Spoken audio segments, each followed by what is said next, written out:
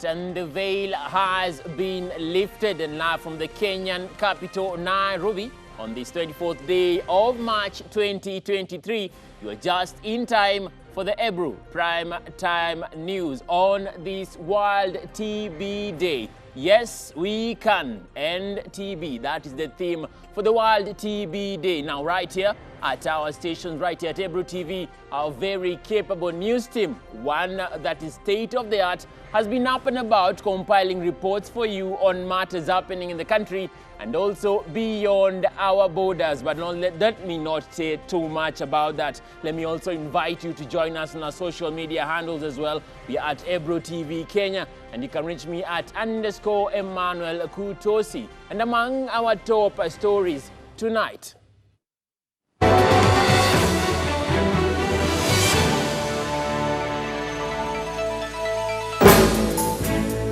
give me time to work, says President Dr. William Ruto to Azimio boss Raila Odinga, calling on him to call off planned mass action protests. Nyinyi mnataka tupange maendeleo ama tupange maandamano? Ati kitendawili anatuambia ati tupange maandamano. Na mimi nataka nimwambie kutoka hapa Kisii. Tunaelewana? Huyo jamaa anipatie nafasi nipange mambo ya Kenya, nipange maendeleo ya Kenya. On the other court of the political divide, Raila Odinga insists the planned weekly protest by the Azimio One Kenya coalition are still on course. Kwa sababu tumesema kila Mkenya ana haki ya kukutana, ana haki ya kuandamana, ana haki vile vile ya kutembea. Kwa sababu tunasema Jumatatu Wakenya yote wajitokeze wafanye maandamano. Mko tayari? The Communications Authority of Kenya barred from blocking TV stations from airing live coverage of the planned Azimio la Umoja One Kenya protest.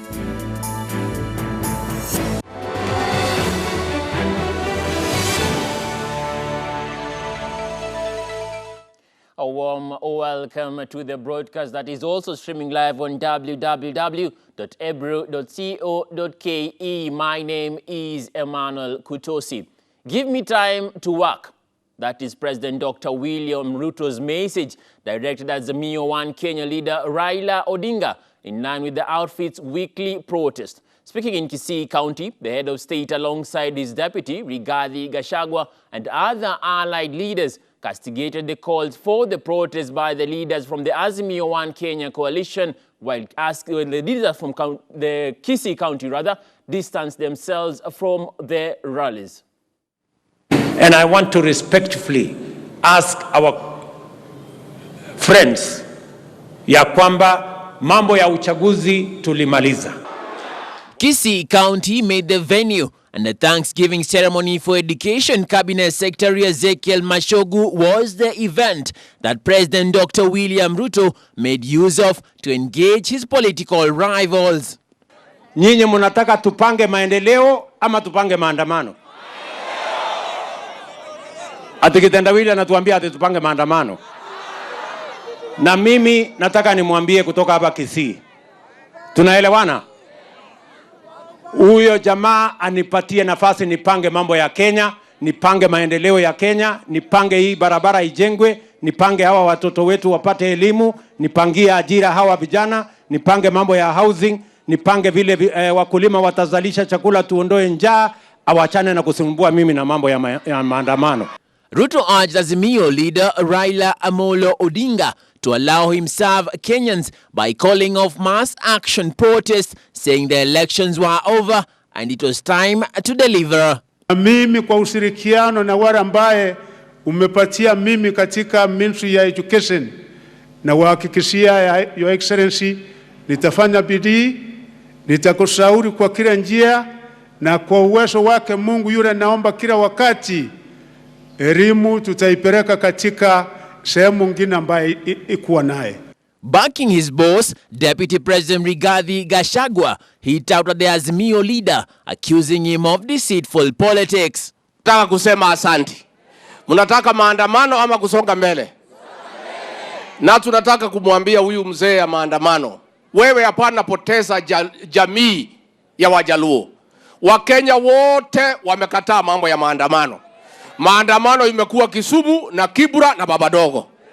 Your Excellency, mimi naambia hawa watu ya kwamba Kisii na Nyamira hatuwezi kurusha mawe. Hatuwezi toka kwa maandamano. Hatuwezi tokea kule ati tuanze kuandamana. Sisi tunajua njia ya kushukisha bei. Sisi tunajua njia ya kutengeneza pesa na kutengeneza mali. Leaders from the Abagusi community have distanced themselves from the ongoing demos led by Governor Simba Arati of Kisii County and his Nyamira counterpart Amos Nyaribo, saying they will not be part of the demonstrations.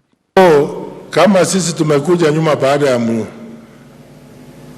ya uchaguzi, tumekubali utushinda, waje tutembee mbele. Ndugu zangu, mimi niko tayari, nitafanya na nyinyi kazi, nitafanya kazi na rais, tuhakikishe kwamba tumeendelea mbele. Jana niliambia rais, sisi unajua Kisii shida iliyopo ni kwamba tuko na chakula. Hatuwezi weka sufuria kwa kichwa. Ruto's visit comes as a charm offensive in the region that is considered Odinga's political backyard, being his first tour in the region after assuming power. Sisi kama vijana tutajiunga na kukusupport agenda yako hapa Kisii. Hatuna nafasi ya maandamano. Asante, tunakupenda na tunafanya kazi na wewe. Asante. Your Excellency, nilikuwa naomba hivi. Pia sisi watu wa Kitutu Chache South, hata kama kura tulipiga nje kidogo, mingi ilikuja kwako. Mimi unajua mimi ni kijana wako wa mkono. Hata mimi kura yangu, tukienda tufungue ballot box, utapata kura iliingia kwa pande yako. Rais, sitasema mingi. Hapa ni nyumbani na watu ni wengi. Hawa watu vile unawaona hivi wamebadilisha njia. The head of state reiterated that Kenyans want a peaceful environment for business to thrive, saying elections were over and the country has moved on. Na niulize mtu ya kitendawili, awache kusumbua raia. Kama ako na shida na whistleblower sijui na saba, atafute mahali whistleblower ako na saba. Kazi tumemaliza, tupeleke Kenya yetu mbele. Si nyinyi ndio mmeniajiri? Kwani mtu ya kitendawili ndio ameniajiri? And on the other side of the political divide, Azimio la Umoja One Kenya leader Raila Amolo Odinga has insisted that the coalition's demonstration will go on as planned, despite calls from the religious community to engage in dialogue. Odinga, while attending a burial ceremony in Nyaribari Chache, Kisii County, maintained that demonstrations are legal as sovereign power belongs to the people. Religious leaders and non-governmental organizations had called upon Odinga to halt the demonstrations to allow space for talks with his rival, President Dr. William Ruto. Odinga insisted that Kenyans must take action to instigate for the reduction of the high cost of living as well as electoral reforms. He maintained that a unilateral independent electoral and boundaries commission cannot conduct the 2027 general election, saying both political coalitions must undertake the process of reconstituting the poll agency.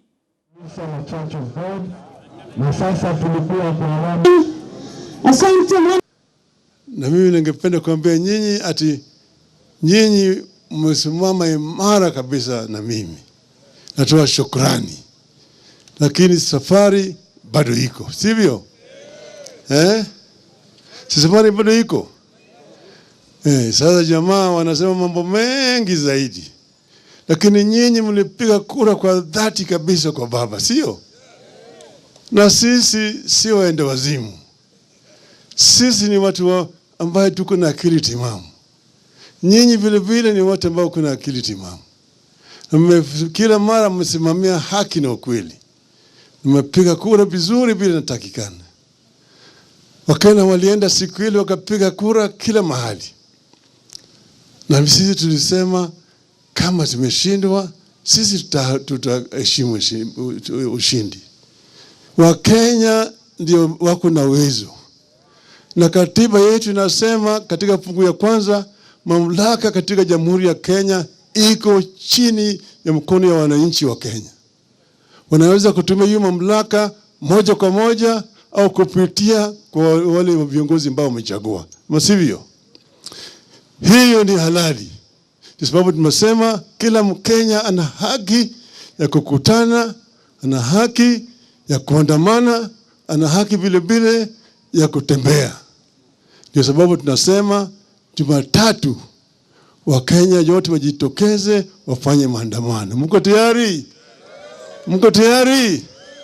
Sisi tumesimama na baba kwa sababu kwanza gharama ya maisha iko juu, na tukiuliza tunaambiwa tupeane muda, na shida ilikuwa yao kwa sababu walitoa ile subsidy ambayo Uhuru alikuwa ameweka katika kwa mafuta, kwa mambo ya sukari, kwa unga, kwa school fees, hiyo yote alipoingia katoa.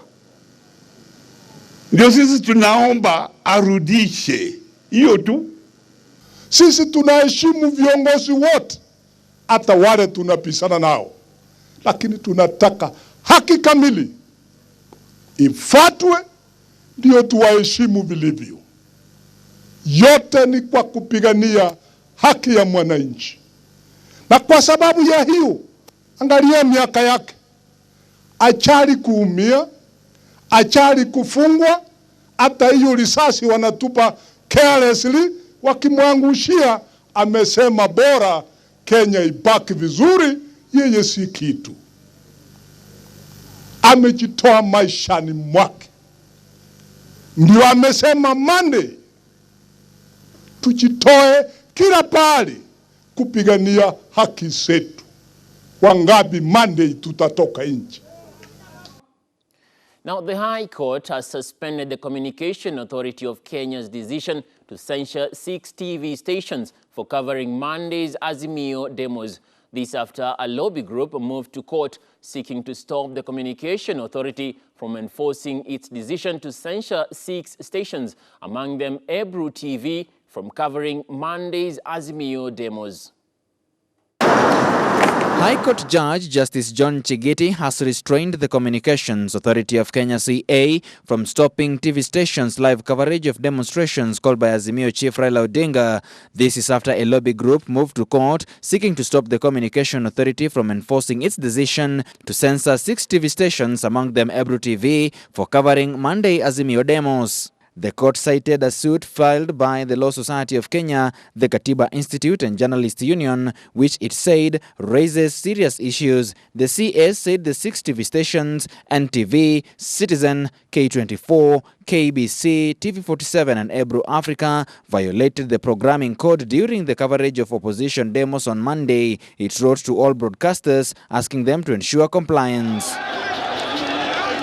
Justice Chigiti has also granted leave to Katiba Institute to file the judiciary review seeking to stop the censure of the TV stations. Through their lawyer Dudley Ochiel, Katiba Institute argues that CA has unconstitutionally and illegally censored the TV station. Ochiel says that CA's decision violates the rule of natural justice, adding that none of the 6 media houses was heard on the decision to censor them. Katiba Institute says that the programming code needs to be reviewed once every 2 years, but CA last reviewed it in the year 2019.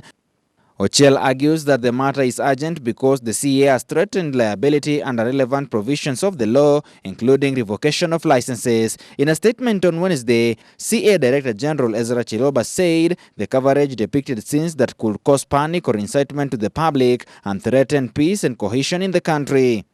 A move that saw opposition chief Raila Odinga condemn Chiloba on his move to censor the media, terming it as returning the country to the dark days. Mr. Ezra Chiloba, the Executive Director of the Communications Authority of Kenya, CAC, issued an illegal and unconstitutional order censoring the media and threatening sanctions for their truthful reporting of our demonstrations.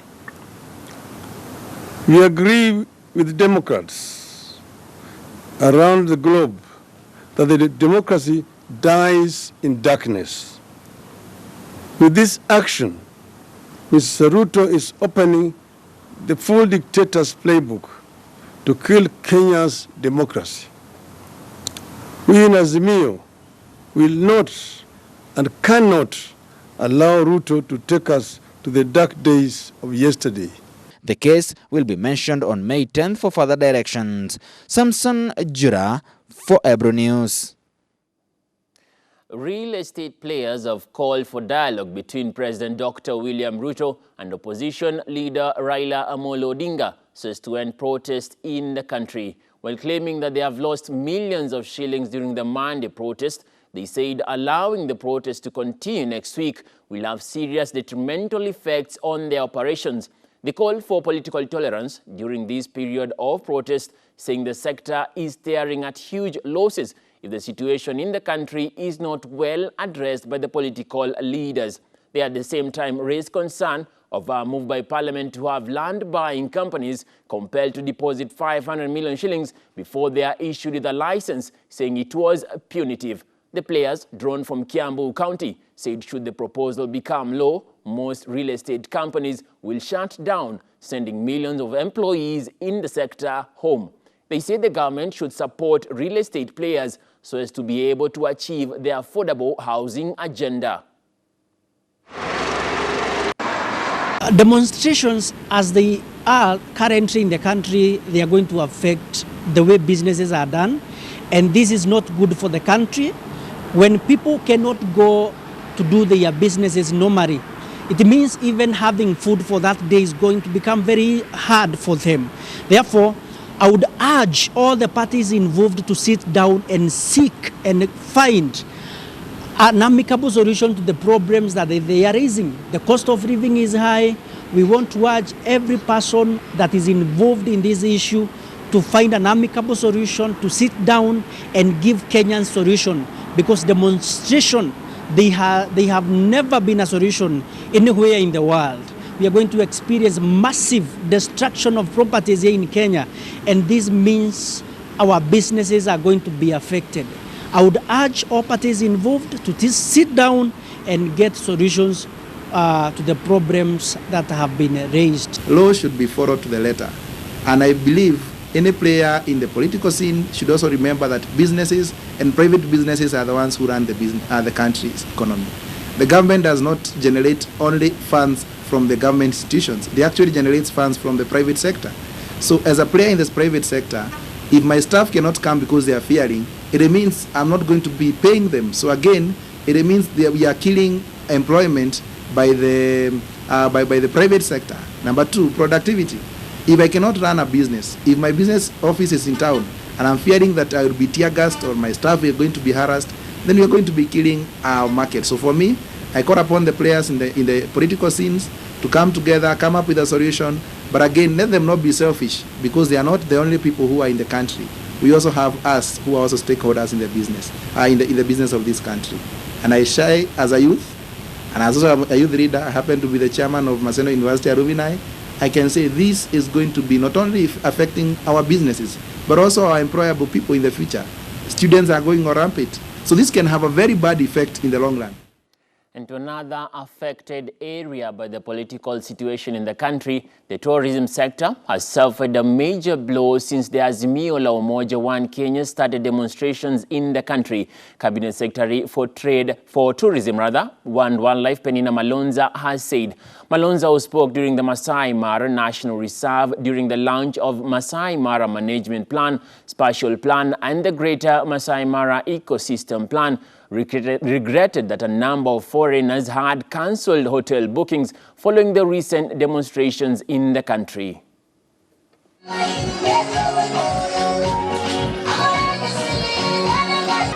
Mimi ndio waziri wa utalii. Ndugu zanguni, kama kuna mtu amepigwa pigo kubwa na hizi demonstrations naendelea Kenya hii, ni mimi utalii. Wale wa mama tumeajiri kwa utalii. Utalii inaajiri katika watu wane wataajiriwa, mmoja ni wa utalii. Hivyo basi, hoteli zetu zimepokea cancellation kutoka Nairobi mpaka nchi yote. Jamani, ninaomba hivi, Hizo ni fedha, na hao ni ndugu zetu wa mama, vijana wetu wako nyumbani. Mheshimiwa, ninakuomba mahali ulivyo, tafadhali, sisi tuko tayari kufanya kazi, lakini usitufanye twende nyumbani, maana hakuna COVID saa hii kwa sababu ya demonstration. Tafadhali hurumia wamama wetu, hurumia vijana wetu, hurumia hao wanabiashara wanaoshikilia, hurumia nchi yetu ipate fedha za kigeni kupitia kwa utalii.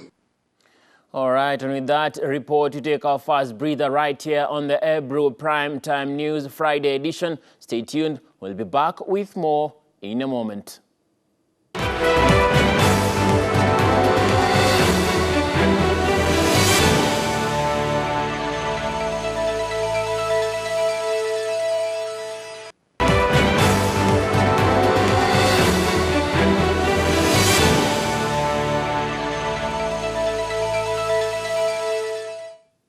Welcome back and thank you for keeping it Ebrutv. Now, Muslim faithful across the world started observing the holy month of Ramadan this week, a period of fasting and prayer. National Grand Mufti Sheikh Omar Buya has called on the national government to enhance security patrols to facilitate their night vigils known as Taraweeh.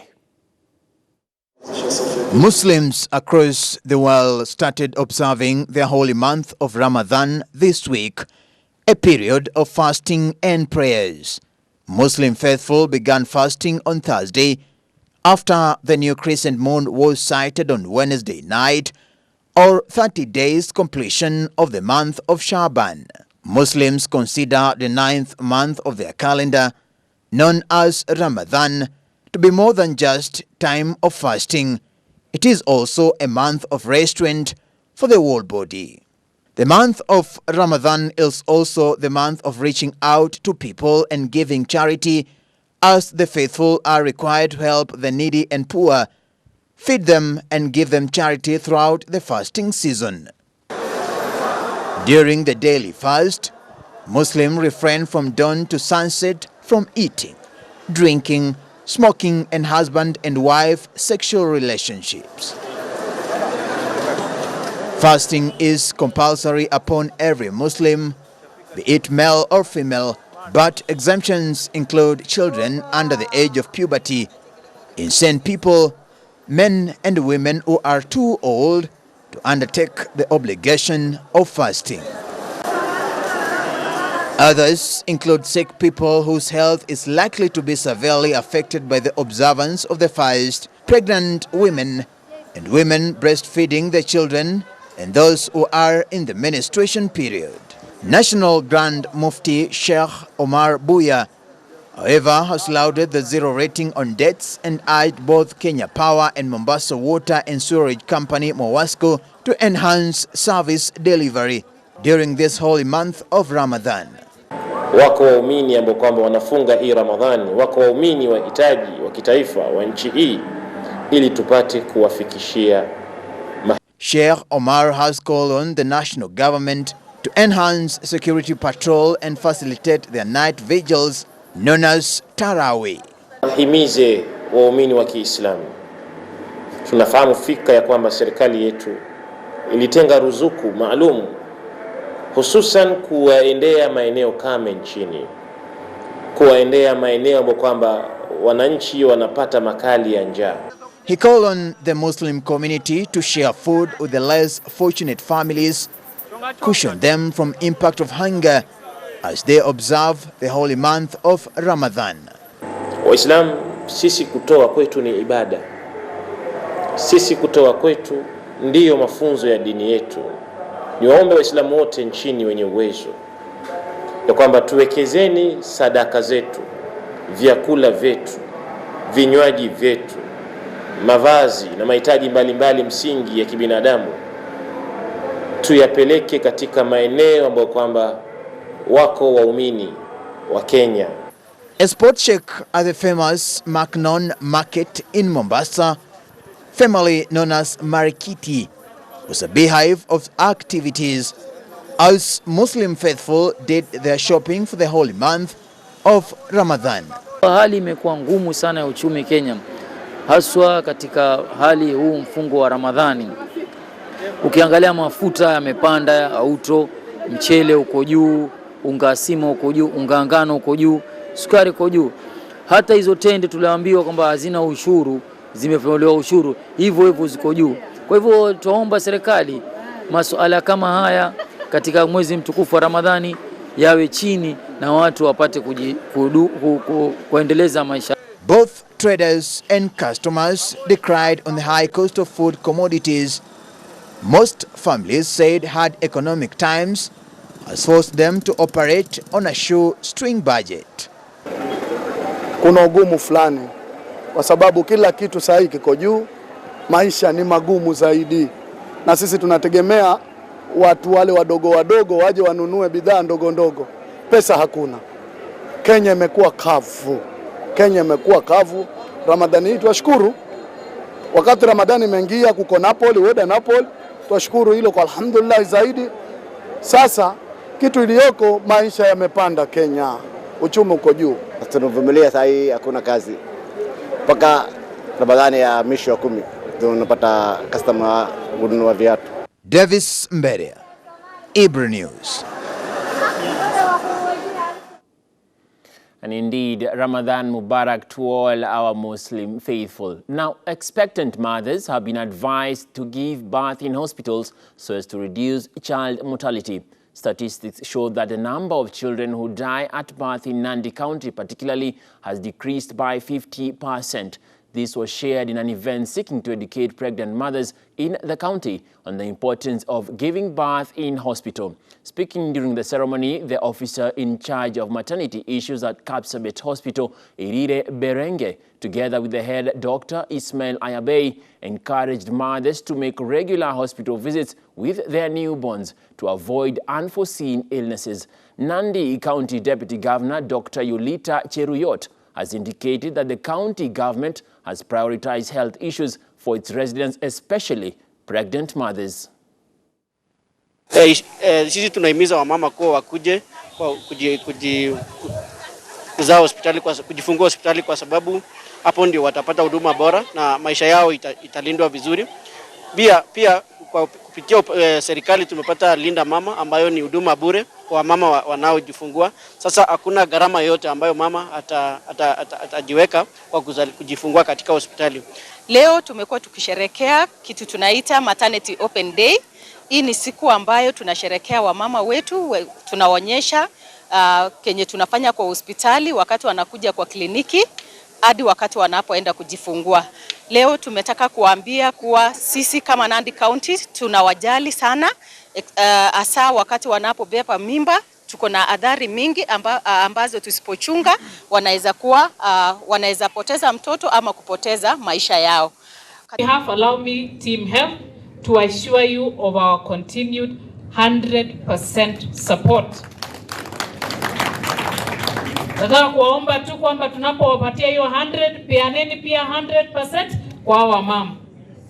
Peana 100% kwa watoto. Peana 100% kwa wanaume. Amen? Nataka niwahakikishie kwamba hata katika hii budget yenye tunaenda kufanya, we will put in more resources katika health. We now get into a rather somber report from the coastal region where police officers in Malindi, Kilifi County have launched investigations into the alleged murder of a retired primary school teacher who has had a long-standing land dispute with the family of a local tycoon.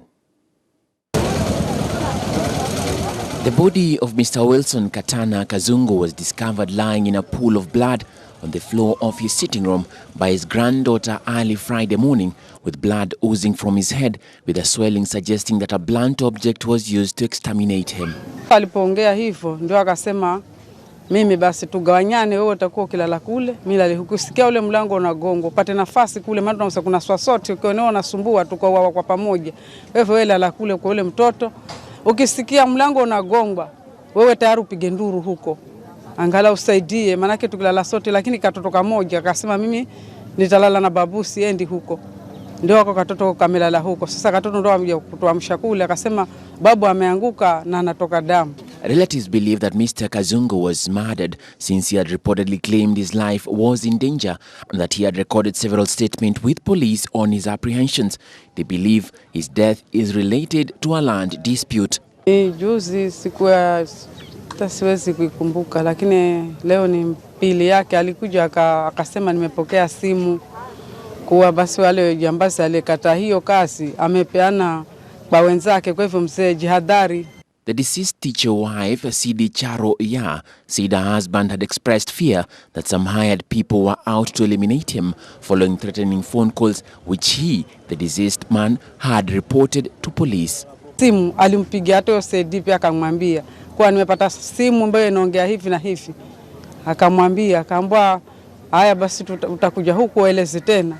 The late Kazungu had told his wife that the threats on his life were related to the land dispute that had been the subject of court cases for more than 2 decades, with one of the cases set for judgment at the Malindi High Court next month. Haya, alafu akasema kulikuja wale ambao walikuwa wanaendelea na hii kesi humu shambani ambao ni wale wafamisi, wakaenda huko akasema ni yeye ndiye anamtishia maisha kuwaua hao. Yule sasa nasikia akawaambia kuwa si ripoti iko hapa tayari, mzee ndiye alikuwa anasema atauawa. Kwa nini nyinyi mmekuja hapa mnasema atamuua nyinyi? Kama atamuua nyinyi, haya basi huko shambani msikanyage tena. Si shida ni huko shambani, msiende mpaka kesi iishe. Ndo hatuwaoni tena wanakuja hapa. The widow said her husband's detractors had also reported to the police that her husband had threatened them with death and that the police reportedly told them not to go to the disputed land till the case was filed in court, heard and determined. Ikia juzi sasa ndio ananigusia kidogo ya kwamba kuna watu wanamwenda ataka kufanyia kisanga na kisanga hicho ila amaliwe kuuliwa, na kaenda akapiga report polisi. Alipokuwa kule jioni juzi na saa 11 akanipigia simu akaniambia babu tulienda kule nikafanya hivi nikaandika statement kule. Homicide detectives led by Malindi Police Station Commander Joseph Okuna arrived at the home of the deceased teacher at around 9 a.m. where they collected the evidence before taking the body to the Malindi Sub-County Hospital mortuary where a post-mortem examination is expected to be carried out. Matendo kama yale, vitu kama vile, tuweze kuviangalia sote na tukatae yale mambo. It was not immediately possible to get a comment from the Malindi Sub-County Police Commander Mr. Joseph Komboi and the Sub-County Criminal Investigation Officer Mr. John Kamau, as they had not been briefed by the time of filing of this story. Now, the National Counter-Terrorism Center is drafting a model prevention of violent extremism law, to give county governments a legal framework to handle issues related to violent extremism. Now, the center's director in charge of prevention and resilience, Mr. Njenga Miri, said the drafting of the model law is at an advanced stage and that the 47 county governments will be expected to customize it through their respective county assemblies for use in their respective jurisdictions. Miri said they were working with other government agencies such as the Office of the Attorney General and the Auditor General to come up with a law that will help the county administrations to prevent violent extremism using homegrown approaches. Utakuta mtu kama mimi ambao I've sponsored over 1,000 students, around almost 36 students at the university na wengine in secondary school at individual level. So you see, if you want to help, let us start from individual. Tusikae tuseme paka donors wakuje ndio tutaweza kusaidia community yetu. So me I'm an MCA and now kuna MCAs wengi sana. For example, if I have a football team like what I have now, overage, niko na ingine ya wasichana na niko na ingine ya watoto wadogo, and they get salary. So how many youth am I able or are in my hands ambao wangeenda kufanya mambo mengine? For example, kama kuna tournament ya mpira, wale vijana they'll prepare themselves for that tournament, so they'll not engage katika mambo ambao ni vices za kuweza kuleta uhalifu. Na hata kukiwa na mpira, kuna watu watakuja kuangalia mpira on that particular day. So many people will come to watch football, watakuwa wamesevika, wamesaidika kutokana na uhalifu wa nje. Hata wale wahalifu watatoka kule nje, watakuja kuangalia mpira. So utaona kwamba in one way or another tumepunguza ile crime rate. So what I'm encouraging ni kwamba viongozi tujitolee kushika vijana wetu. Kama unaweza kushika vijana 100, 200, 300, of course huwezi kushika wote, lakini mimi nikishika 100, mwingine 100, mwingine 100, tutakuwa tumesaidia pakubwa. Wale donors pia wakija nao washike wale ambao hawajashikwa. Matatizo mengi ya vijana ni kubwa, kwanza msingi ni idleness. Hawana kitu cha kufanya. Ndio inawafanya wanaenda katika haya mambo ambayo hayaeleweki. So unakuta mtu atakwambia ajira ni kwamba hana kazi, ndio anafanya mambo mengine. Utakuta mihadharati. All these are result of idleness.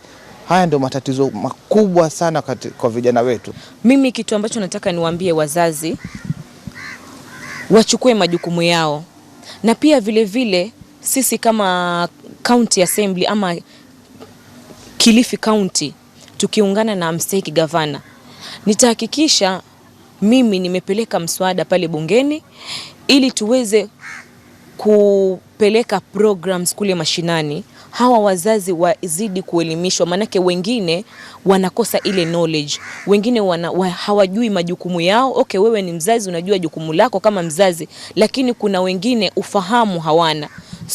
Kazi kwa vijana it was on the national government, lakini baada ya kuwa rais mpya ameapishwa, ule mpango wa kupeana kazi kwa vijana ulitolewa. So we can do it as a county assembly, kwa sababu vijana wa Kilifi ni vijana ambao walipiga kura na ni vijana ambao wanastahili kuenjoy the current government. So mswada wangu ulikuwa nataka kupeleka bungeni ili tuweze kuintroduce the kazi kwa vijana as a county. Now, the Kenya National Chamber of Commerce President Richard Ngatia has called on the county governments to settle their pending bills with private businesses, saying the delay was undermining their operations. The matter of pending bills has been a sore itch across the counties, especially after the transition of leadership. The chamber has also called on the National Treasury to expedite disbursement to the devolved units and to the counties to pay what is due.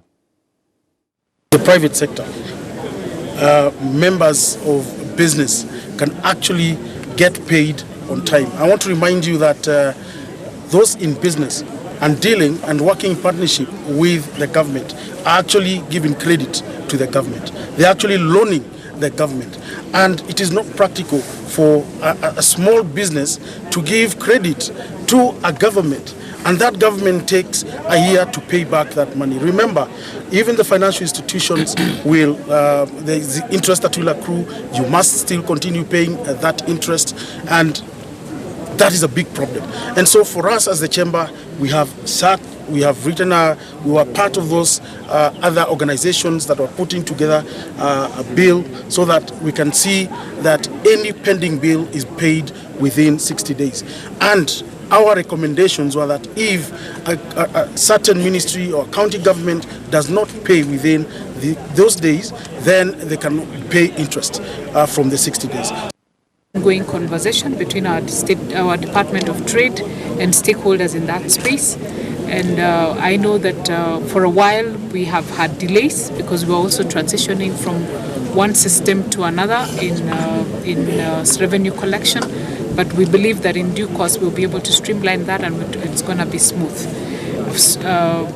I want to assure you that we strive to honor our obligations. And in the recently released reports, Nandi is among the top 5 of counties that have been paying. I know we still have quite a bit to pay, but we are making effort. The biggest challenge we've had is exchequer releases that have delayed. And all of us know that releases that have been given to counties, the latest was as far back as December. So as we speak, this is March, and it's a reality that we haven't received exchequer releases. We are not able to honor some of our obligations in time because of that. And that has been our experience really over time. We find that end of the financial year comes and we're still 2 or 3 months away from being up to date. Well, and with that call for the county governments to pay up, we have come to our second break of the broadcast. And also, allow me to remind you to keep it interactive on the social media handles. We are at Ebrutv Kenya, and you can reach me at _Emmanuel Kutosi. Keep it interactive. I'll be sharing some of your sentiments at the end of this broadcast. For now, let's take this short break, and we'll be back in a moment.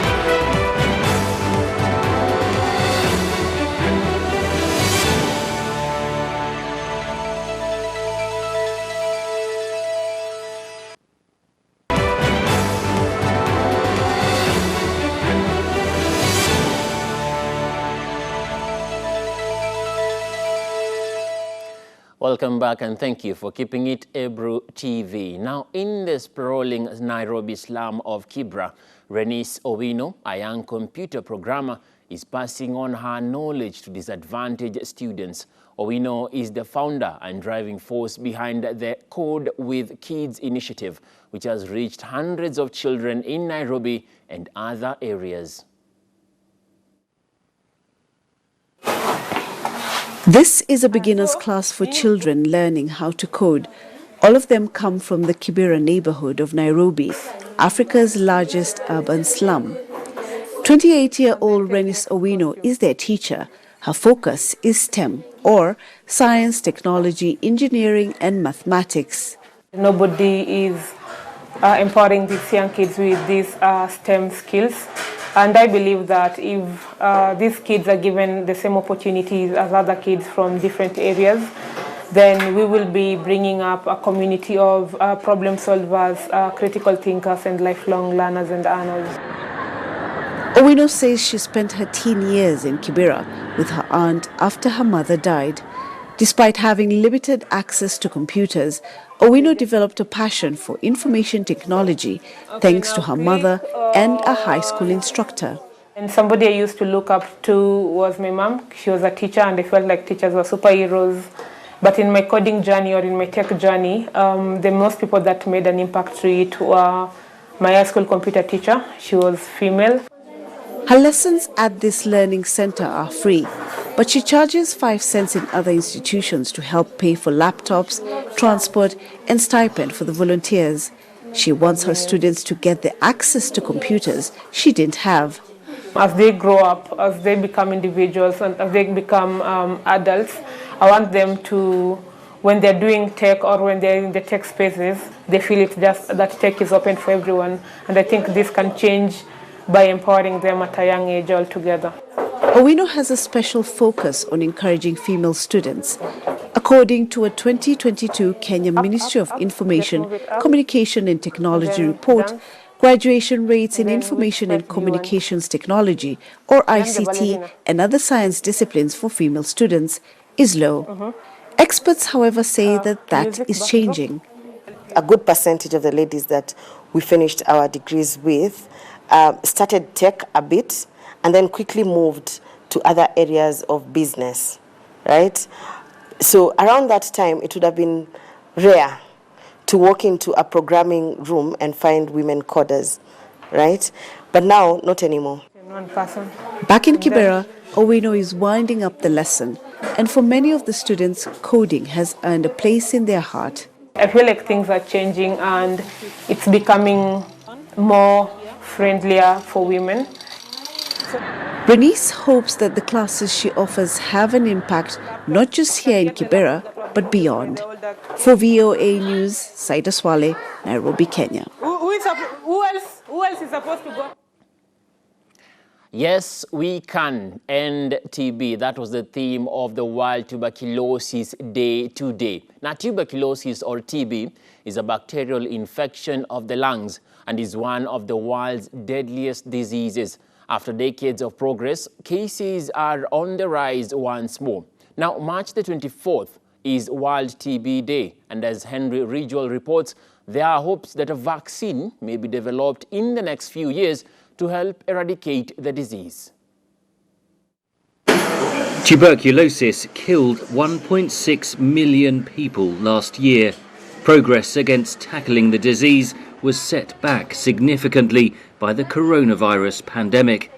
Because of the lockdown, because of the fact that actually the response the response to COVID was constructed a lot on the work, on the equipment, on the hospitals and dispensaries, on the staff that worked for TB. A lot of them were completely shifted to deal with COVID.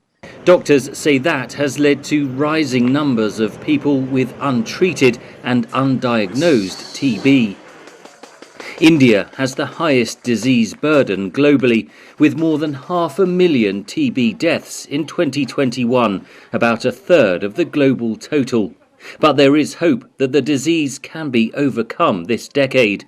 India diagnosed and treated 2.4 million people with TB in 2022. Indonesia, Bangladesh, Nigeria, South Africa, Ethiopia and Brazil also made progress. World TB Day on March 24th marks the anniversary of German doctor Robert Koch's discovery in 1882 of the bacterium that causes the disease. This year, the theme is Yes, we can end TB. India has set a target to effectively eradicate tuberculosis by 2025. The World Health Organization has set a global target of 2030 through diagnosis, treatment, and the development of a vaccine.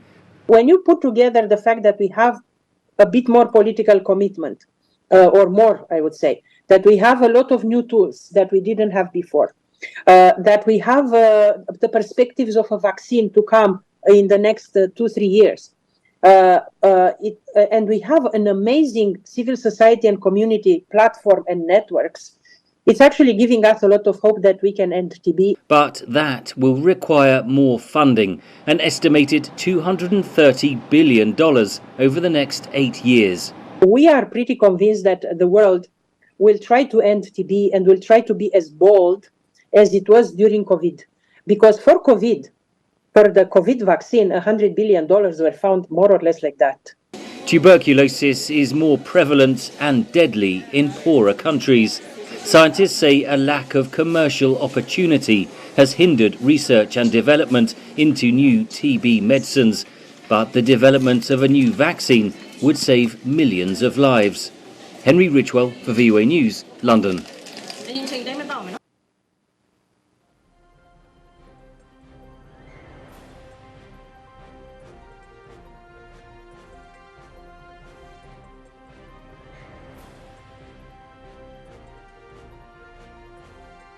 It's now about that time to get sporty. The Basketball Africa League has been around since 2019. It is part of the U.S. National Basketball Association, or NBA, and expanding basketball into Africa with its first season in 2021. A new initiative is opening the way for women players as well. Adama Hawa Diallo has high goals for her career. She wants to play basketball around Africa and the world. The Basketball Africa League, or BAL, has set up the BAL for her initiative she says is perfect for her. I have challenges. I want to win everything, and that's what I've been aiming for a long time. To be queen of basketball, to be champion of Africa, to travel. That's what I really want. BAL Operations Chief says the program has two goals: to teach the game to women basketball players and to raise the profile of women players. This camp today is to provide an opportunity for the girls to have more visibility, to provide them with a little more material in terms of basketball, and off the field also, because they are going to do a basketball camp, then a seminar on nutrition and on women in sports. For many of these female players, it's not about comparing them to male players, but about access to opportunity, says Malian Amshiatou Maigaba, a professional women's basketball player. We can grow together, and it's a pleasure to see these women who have opportunities, not only on a basketball court, but all around, because they have abilities, and it's a pleasure to see them having the opportunity to demonstrate. After specific initiatives for women such as regional camps and the National Basketball Association Academy program for girls, the BAL leadership says they are looking to strengthen the place of women in sports. Maintenant, on va continuer à vraiment produire du talent. We will continue to produce talent at girls' level, and all these talents, when time comes, will be able to perform on the continent in a professional women's league that we will also continue to develop. The league has plans to add more camps and create space for women in the coming years. For Seydina Abagui in Dakar, Senegal, Salam Solomon, VOA News. All right, and on that note, we call it the end of the Ebru Night Friday edition right here on Ebrutv. A big thank you to you for your valued company, and also to the whole team involved in the production of tonight's broadcast, including our notable news team, my director Gregory Morara, Augustus on the sounds, Hilary Ngetich behind the camera, and to you for keeping it Ebrutv and choosing us to be your informer tonight. My name is Emmanuel Kutosi, and you know, there are moments in life we wish we could relive. There are others we wish never to ever see them again. But it's probably a good thing that, unlike people, time does not give second chances, but people do give each other second chances. And well, however much things are going in any particular direction, it's probably safe to know that we can be there together and we can work properly as a team. My name is Emmanuel Kutosi, and enjoy the rest of your night. Good night and God bless.